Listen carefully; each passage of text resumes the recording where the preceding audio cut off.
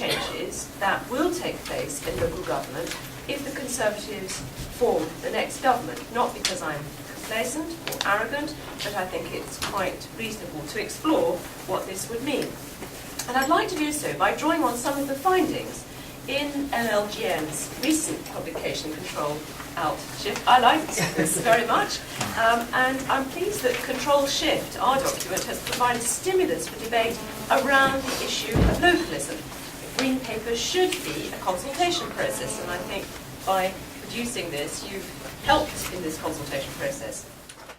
I'm really pleased that NLGN has welcomed our proposals to give local communities real control and real financial incentives when it comes to development. Because let's face it, the current system hasn't worked.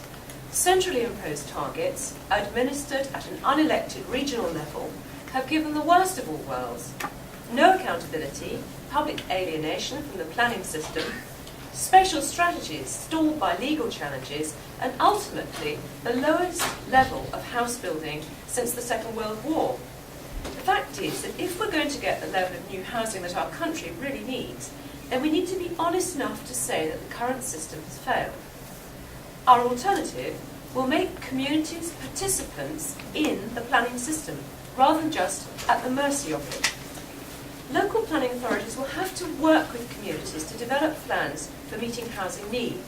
As part of the negotiation, they will have the incentive of a council tax match funded for 6 years on new housing. You asked for some longer-term view. Given that most planning authorities already tendered for significant numbers of new housing under the original regional spatial strategy offering, I would anticipate that being the baseline. But we need to be bolder and more ambitious for the level of new housing we want to see built, which is why, in addition to the cash incentives, we're drawing up a green paper which will radically streamline the planning process itself. We also plan to release public sector held land which would prove suitable for development, and under our local housing trust scheme, communities would be able, in effect, to grant themselves permission for incremental growth in very local housing. I agree with NLGN that there will need to be a degree of coordination in how development converges with neighbouring planning authorities, and this will be addressed in the forthcoming planning green paper. And as for a strategic minimum target, I have to say it's the thin end of the wedge. Local authorities have put forward reasonable proposals to start with, and many are keen to go further. We should give them that opportunity to define their own patterns of growth. Chasing targets, rather than reflecting market need, is not going to get the right homes built in the right places. It might get the boxes ticked in Whitehall. It doesn't necessarily get families into the right-sized accommodation. In this period of such grave recession, with the level of national debt forecast to hit 1.1 trillion by 2011, the measures we take relating to the economy, enterprise, and the success of local businesses are absolutely critical. By tying local authorities so closely to the proceeds of increased business activity in their area, I think will create a powerful tool to help stimulate business activity. As councils compete with one another to offer appealing terms for business to invest, they will all be forced to up their game in attracting and sustaining businesses, jobs, and commerce into that area. But securing new business activity is one half of the equation. The other half is helping to support existing businesses. That's why we've enabled councils to levy business rate discounts where they see a local business in trouble and want to give it a temporary lifeline.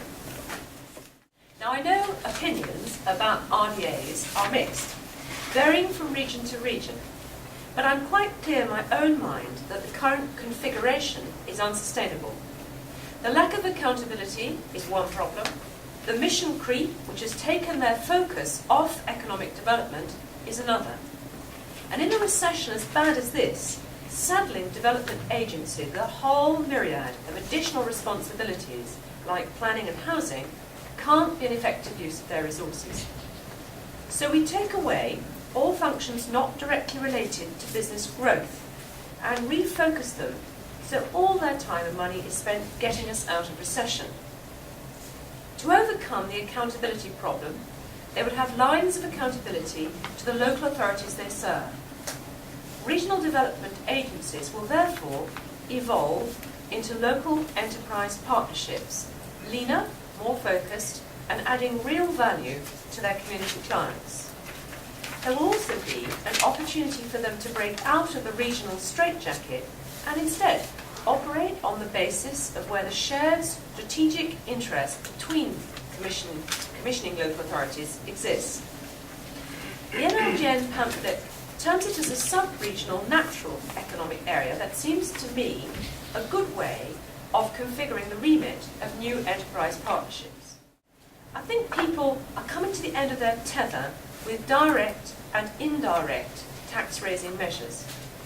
Last year, the Audit Commission found that the average family is paying £1,190 on charges for town hall services, but the origin of this lies in Whitehall.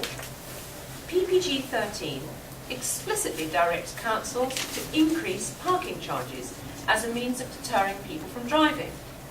Meanwhile, in articles and speeches, the government has called on councils to charge for more services and has expressed concern that councils are not doing enough to charge for services.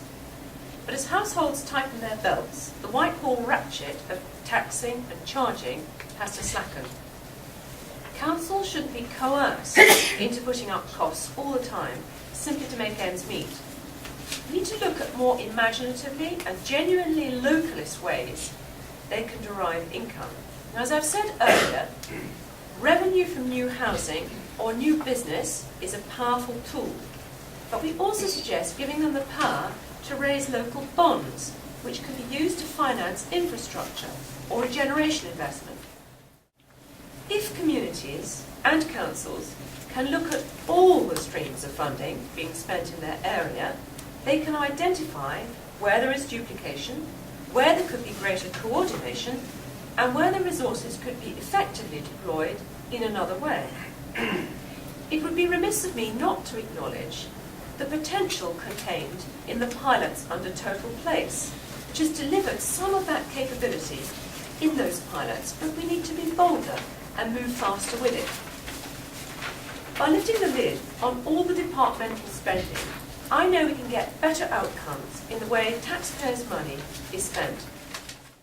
On mayors, I would simply say, reserve your judgment until you see the green paper on elected mayors and regeneration. In as far as possible, we are seeking to give cities the option to replicate the success of the London mayoral model. Ultimately, it's up to them. If they want to go down that road, there is certainly a lot to commend it in terms of providing civic leadership and direction. The level of council tax is a huge problem. From April, the average bandy bill will be £120 each month, and pensioners have seen a third of the increase in their state pension clawed back in council tax increases. And generally there's a feeling people have that they're paying more, getting less in return. I've lost count of the number of letters that arrive on my desk saying, in one way or another, my council tax has doubled, but my bin collections seem to have halved. The public are looking for action to stop what they see as a relentless upward drift. So the opportunity to involve communities in determining the balance between service provision and council tax levels will have two benefits.